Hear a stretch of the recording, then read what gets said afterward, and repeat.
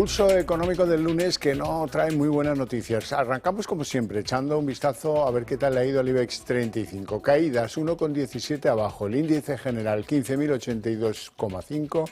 Algunos valores han salvado el día, es el caso de Indra, luego hablaremos específicamente de lo que está o no pasando en Indra. Hoy sube 3,95, Acciona 1,62 arriba y Mapfre sube 1,41. Y en el lado del rojo están todos los bancos, pero los dos implicados en la operación de la OPA pues son los más castigados. Hoy Sabadell baja 3,92 y ha sido de lo mejor que ha hecho en el día. BBVA en segundo lugar, 2,65 abajo. Y Telefónica, que desde muy temprano también ha estado en el color rojo, abonada, se deja la sesión 2,45. Y a continuación les vamos a adelantar algunos argumentos de lo que yo creo que va a ser lo mollar de nuestra tertulia de análisis económico, la que mantenemos aquí con los mejores expertos para que ustedes no se pierdan detalle. Bueno, pues claro, ¿cómo iba a ser de otro modo? La noticia del día en la economía española es que a primera hora del día, el último día de plazo, el BBVA ha decidido mejorar un 10% su prima por el Banco Sabadell. Decían que no lo iban a hacer, pero al final lo han hecho. ¿Eso cómo deja las cosas? Deja las cosas en una prima positiva del 3%. ¿Cambia algo con esta mejora? ¿Qué reacción ha producido en los mercados? Pues ya lo ven, son los dos que más caen en el día de hoy. El resto ya se lo vamos a preguntar a nuestros expertos si acaso. Hablaremos de Endesa porque hay un curioso anuncio de Endesa. No van a invertir lo que tenían previsto en España por la actual retribución que obliga al gobierno a plantear sobre las redes eléctricas. El consejero delegado de Endesa en España además ha cargado la responsabilidad del apagón a la escasa planificación que en su día hizo Red Eléctrica Española. Y ya sin más, les presento a nuestros invitados en el día de hoy. Don Juan Iranzón, catedrático de Economía Aplicada y director de Armadata. Muy buenas tardes. Buenas tardes, encantado de estrenar el otoño precisamente en el pulso económico. ¿Acabaremos la OPA de una vez?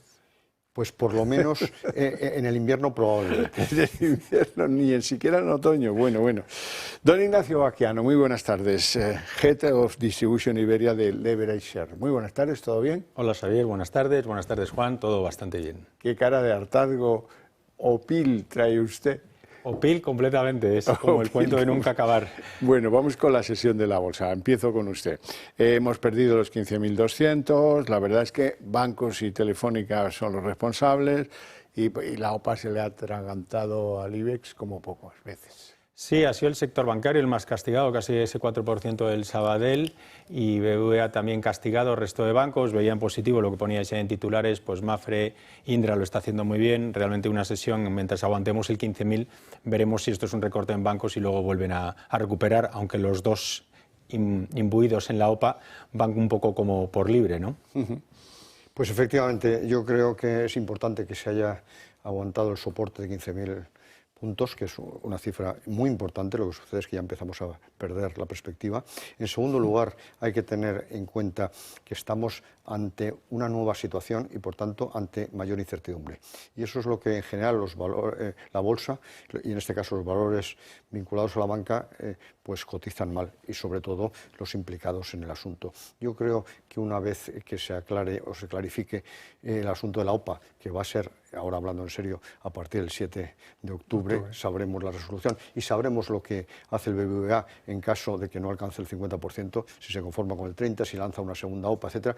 En ese momento probablemente la situación mejorará, no solo para estos dos bancos, sino también para el resto, porque en definitiva en este momento su actividad está en clara expansión, incluso a nivel internacional, como por ejemplo el Banco Santander, y luego por otro lado la morosidad afortunadamente está también comportándose muy favorablemente. Es verdad que han bajado los tipos de interés y eso les perjudica, pero ya se ha producido esa situación hace unos días y se había revalorizado. Por tanto, yo creo que es la incertidumbre lo que peor cotiza en bolsa.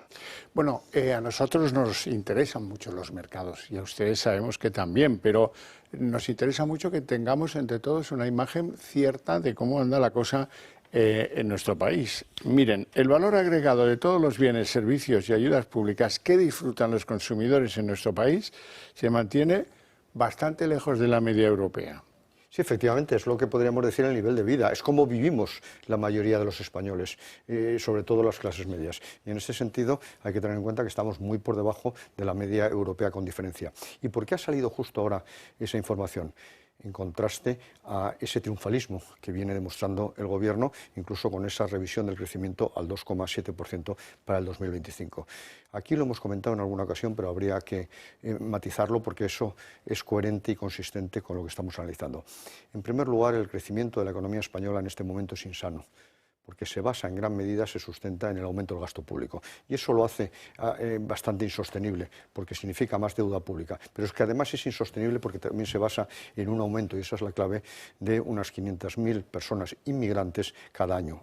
Desde que gobierna Pedro Sánchez han aumentado los residentes en España más de 2,5 millones. Esa población aporta al PIB, recibe del PIB, pero evidentemente en términos per cápita la situación no ha mejorado sensiblemente. Pero vamos más allá, vamos a analizar cómo vivimos los españoles y nos vemos penalizados también porque la inflación en España está por encima de la media europea y ha estado por encima. De tal manera que por todas estas circunstancias los bienes, servicios y las subvenciones del Estado, que son la educación pública, que es la sanidad pública, etcétera, pues nos da un nivel muy inferior a la media europea, del orden del 80%. Ignacio, ¿y eso significa que ahorramos menos, que invertimos menos? Sí, lo ha escrito muy bien Juan, y por aportar un poco más de datos, ¿no? Estamos 26 puntos por debajo de Alemania, 14 puntos debajo de Francia, 7 puntos debajo de Italia. ¿Qué es esto? Es lo que explicaba Juan, es nuestro indicador de nivel de vida, ¿no? Y si nos remontamos, digamos, a cuando entró Pedro Sánchez en el gobierno, hace 7 años, la carga tributaria que sostenía cada español respecto al PIB era un 34%, hoy es un 39%. Es decir, además de tener los precios más caros, porque la inflación en 7 años ha subido mucho, además tenemos mucha mayor carga tributaria y al final lo que lo notamos es que prácticamente cuesta mucho más llegar a fin de mes que antes. Y justamente también lo que opinaba Juan, hay mucha población en España, 7 millones de personas que viven a base de subsidios del gobierno, es decir, que es población que está débil y que necesita esa ayuda, es un 14% de la población y eso al final lo que supone es más gasto. Bueno, pues ya no nos queda más remedio que entrar de cabeza en lo de la OPA. El BBVA mejora un 10% su oferta, la prima positiva es positiva, ya es algo, 3%, no mucho, ¿verdad? ¿Cambia algo esta mejora? Pues fíjense ustedes que básicamente lo que cambia es desde el punto de vista tributario, más que desde el atractivo de la OPA. ¿Por qué? Porque hay que recordar que la primera oferta era de 5,548,3 acciones del Sabadell por una del BBVA, más 0,70 céntimos, 70 céntimos por cada acción del BBVA. ¿Eso qué significaba? Una plusvalía, y eso implicaba que había que tributar, que es la queja del presidente Oliu, el presidente del Sabadell, a sus accionistas, entre los que me encuentro, que eso además tenía un coste fiscal que había que deducir de la rentabilidad de la operación. Ahora lo que ha hecho es reducir el número de acciones de el Sabadell por cada una del BBVA, lo ha pasado a 4,8376 y por otro lado ha eliminado la remuneración, en este caso dineraria, tan solo, en efectivo, tan solo es una sustitución, un cambio de acciones. ¿Esto qué implicaría? Que probablemente el valor ha subido un 10% y que en este momento, como acabamos de presenciar, el Banco Sabadell, yo creo que ha habido gente que ya ha utilizado lo de pájaro en mano, mejor que ciento volando, pues ha realizado operaciones, pero probablemente la situación se invierta. Si se llevase a cabo esa OPA y el 100% de los accionistas del Sabadell vendieran el 100% de sus acciones al BBVA, representaríamos un 15,3% del capital del BBVA. Pero en cualquier caso yo sigo dudando del resultado de esta OPA y yo desde luego ni siquiera en estas condiciones voy a ir. O sea, que le parece que la mejora es poca cosa. Es poca cosa y muy coyuntural. Por eso hoy la prima es positiva porque se ha hundido el Sabadell igual que la suya. Y una cosa muy importante también, salen muy perjudicados los accionistas del BBVA según la mayor parte de los analistas. Ya.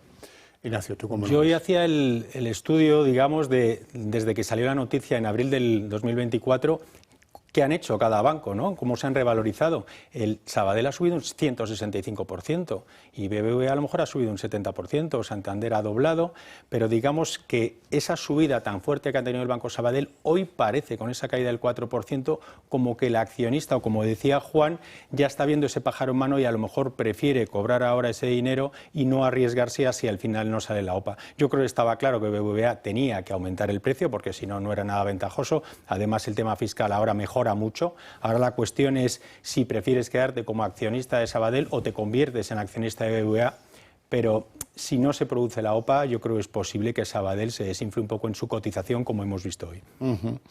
Bueno, el BBVA, asume que la OPA ahora tal vez sea menos rentable para sus propios accionistas, para los del BBVA. Anuncia que no va a haber mejoras ni arreglos, que esto es lo que va a gestionarse, salga como salga. Aún tiene, eso sí, la opción de renunciar al 50% para ir a una segunda OPA. ¿Cómo veis ese panorama? Hombre, yo creo que sí, ya hablaban muchos analistas de que es posible que se produzca esa segunda OPA, ¿no? Y que vaya tomando el control como por partes. Pero realmente para lo que es el accionista de BBVA, hoy se ha convertido en algo peor porque le van a diluir más sus acciones y encima las sinergias ya se han anunciado que van a ser menores de la que se pensaba. Hay que mirar muy mucho qué valoración quiere pagar BBVA por Banco Sabadell y si BBVA está cotizando a precio-beneficios de 6,5 veces, lo que está queriendo pagar por Sabadell es 9,5 veces. Es decir, pocos bancos tienen esa valoración tan alta y por tanto, como decía antes, es muy posible que se desinfle la cotización de Banco Sabadell si no se lleva la fusión a cabo. O no, porque efectivamente también hay que tener en cuenta que estos bancos por separado han ido bastante bien. Y tú mismo ponías de manifiesto que la fusión puede perjudicar incluso a los propietarios del BBVA y yo también entiendo que a los de Sabadell. Hay que tener en cuenta que probablemente desaparezca el Banco Sabadell, por lo menos se va a mantener 3 años, pero luego puede desaparecer, y que lo que le interesa al BBVA básicamente es el negocio de pymes, la relación con las pequeñas y medianas empresas y el arco mediterráneo, las oficinas que heredó el Banco Sabadell de la Caja de los del Mediterráneo.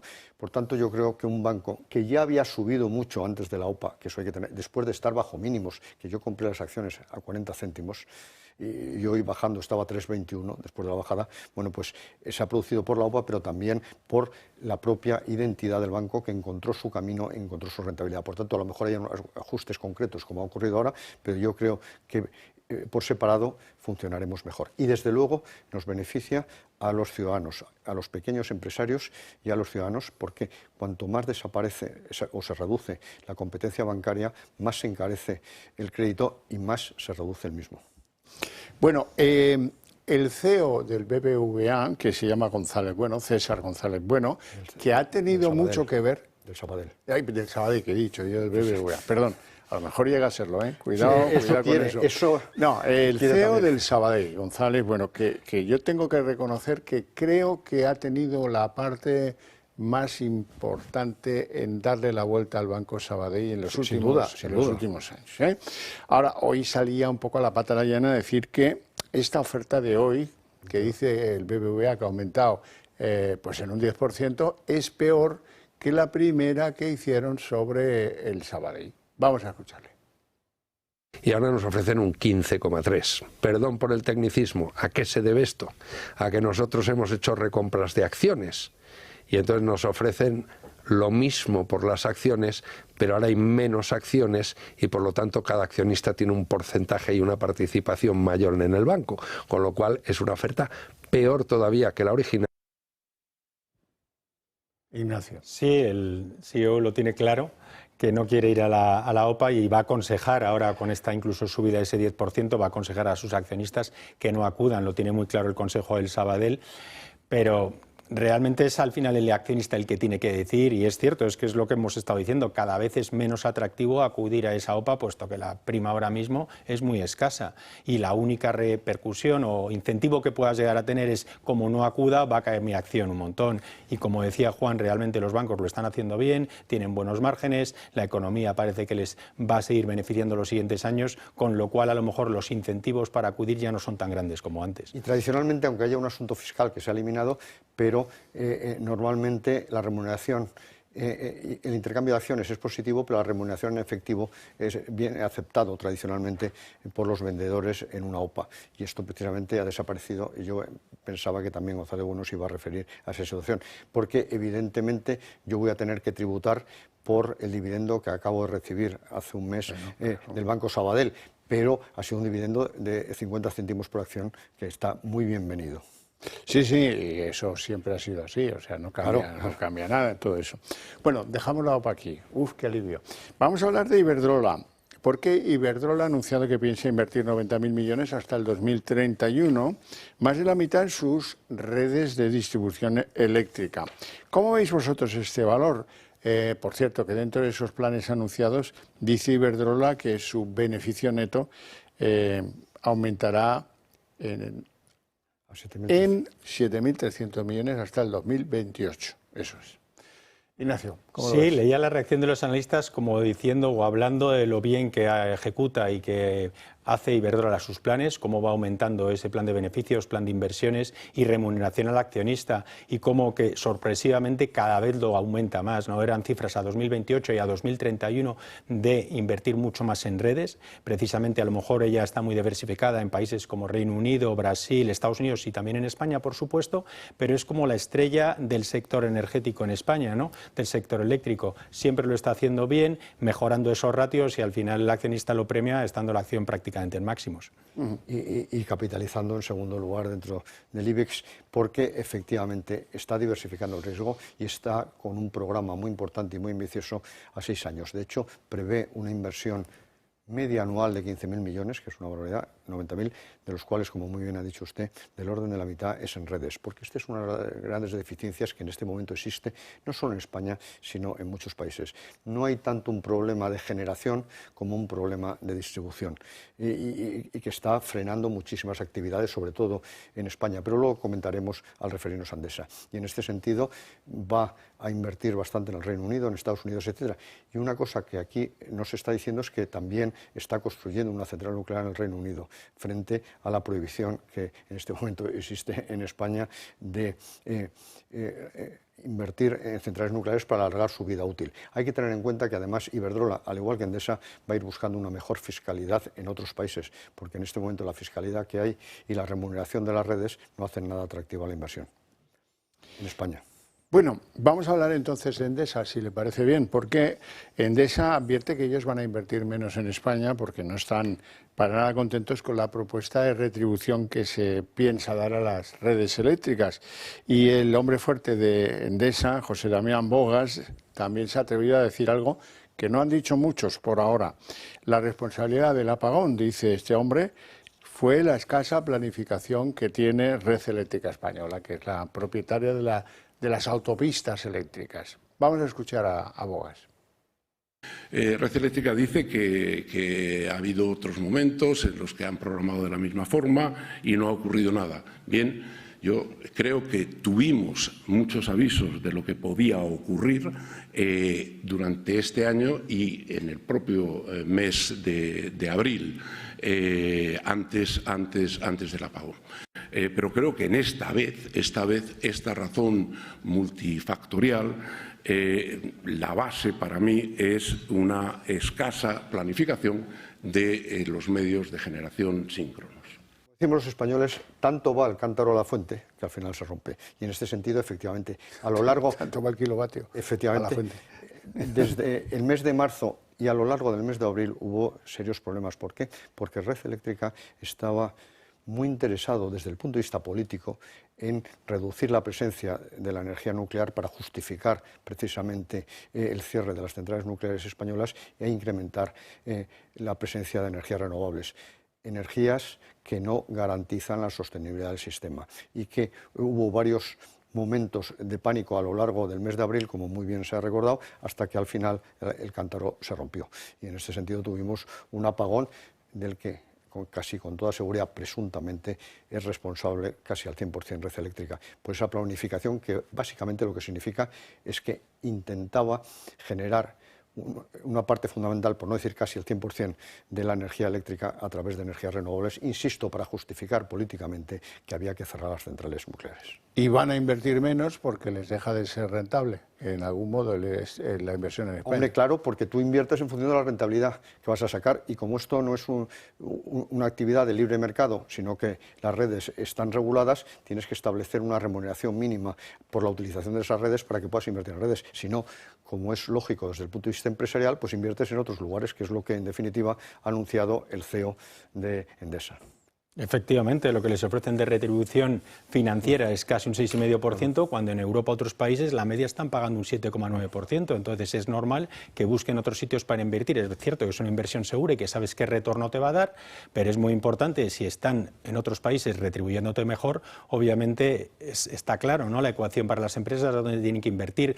Pero lo decía Juan, el hecho de estar eliminando o cerrando nuestras centrales nucleares que dan el 20% de generación eléctrica en España, y que quieras cerrarlas con el apagón tan reciente como tenemos y que cada vez se sabe más por qué se ha producido ese apagón, las fuentes renovables que están muy bien en la generación, pues tú no sabes si va a hacer viento en este lugar en este momento o la fotovoltaica te va a estar generando esa generación en ese momento. Por tanto, eliminar la que es segura, que te está dando el 20%, con la situación que se ha dado, es absolutamente de locos. Y si ya le añadimos el futuro que nos viene en cuanto a mayor demanda eléctrica, que, señores, están instalando datos de centro en todo el mundo, las compañías tecnológicas americanas invirtiendo, Amazon en España lo han hecho en Aragón, pero si no hay esa generación eléctrica, no van a invertir en esos datos de centro y los van a poner en otros lugares. Pues efectivamente se estima que por lo menos 70.000 millones de euros de inversión industrial se pueden perder por falta de energía eléctrica, por falta de acceso a las redes, de tal manera y capacidad de las mismas. A mí me parece que no se puede jugar con fuego, que estamos hablando de un asunto, que la energía debe ser un asunto Estado, que requiere inversiones a muy largo plazo y que no puede ser y no puede formar parte del juego político. Ignacio, ¿qué está haciendo subir a Indra? He visto que te ha llamado la atención el subidón de varios días seguidos, hoy casi 4. Tengo que decir que Indra ni soy un gran fan de la compañía, ni la conozco en profundidad. Sé lo que hace, sé a qué se dedica, mucha consultoría, está en el sector de defensa, que ahora mismo es un poco como el punto dulce donde estar, donde los gobiernos tienen que estar invirtiendo más en defensa, pero ¿en qué defensa, no? Mucho consultoría, muchos sistemas, y realmente no sé la valoración de la compañía hasta dónde puede llegar. Sí me fijo un poco quiénes son los accionistas de Indra, un 28% es la SEPI, el Estado español, y creo que un 14-15% Telefónica. Es decir, yo que estoy acostumbrado al mercado americano, con las compañías mucho más exhaustivamente analizadas por inversores que entran y salen de ellas y mucho mejor estudiadas, pues siempre me da un poco miedo en Indra cuál es el futuro de la compañía, cuánto hay de inversión ahí estatal que está mediado un poco políticamente. Entonces, como que poco más puedo decir de la compañía, que no soy un gran fan. Ya has dicho bastante. Ya. Bueno, efectivamente, ya he dicho muchísimo, pero es que además de la inversión en defensa, que al final son actividades muy vinculadas a Indra, no precisamente en material bélico, pero además hay que tener en cuenta que ahora se está negociando o renegociando la compra de Escribano, y a lo mejor una mejora en las condiciones pues también ha sido valorado positivamente. Es verdad, y hay que decirlo, que de 14 no analistas... es la compra que yo enseñaría en eso de administración. De lo que no se debe hacer, de lo que no se va a hacer nunca. Pero, en cualquier caso, ante mi sorpresa, de 14 analistas que siguen el valor, 11 proponen compra. Solo uno venta, el resto mantener. Sí, pero ya veremos en qué queda la cosa. A mí no me gusta, claro. Pero yo no soy de los 14 analistas que lo siguen. ¿Cómo fue la cosa? El tal Escudero es un señor que recibe unos encargos de Indra y los fabrica para Indra, con subcontratistas internacionales, etcétera. Este señor compra una participación importante, entra en el consejo y luego ingresa en el consejo de Indra, y ahora quiere que el consejo de Indra apruebe la compra de su compañía familiar. Eso es. Y que la valoro yo desde el consejo y luego la cobro yo desde fuera del consejo. Sí, ¿no? Es una cosa complicada. Un poco complicado va a ser de justificar desde el punto de vista de gobierno corporativo. Esta es nuestra estrella del sector de la defensa, por decirlo de algún modo, que tampoco es verdad, porque eso estaba bastante partido en dos mitades y lo de la defensa, si acaso, era la mitad del conjunto. No tenemos tiempo para más, si acaso para que yo agradezca a estos dos caballeros su presencia y sus opiniones, y a ustedes su paciencia y su interés, pero para ustedes hay premio a la vuelta de publicidad, la redacción abierta.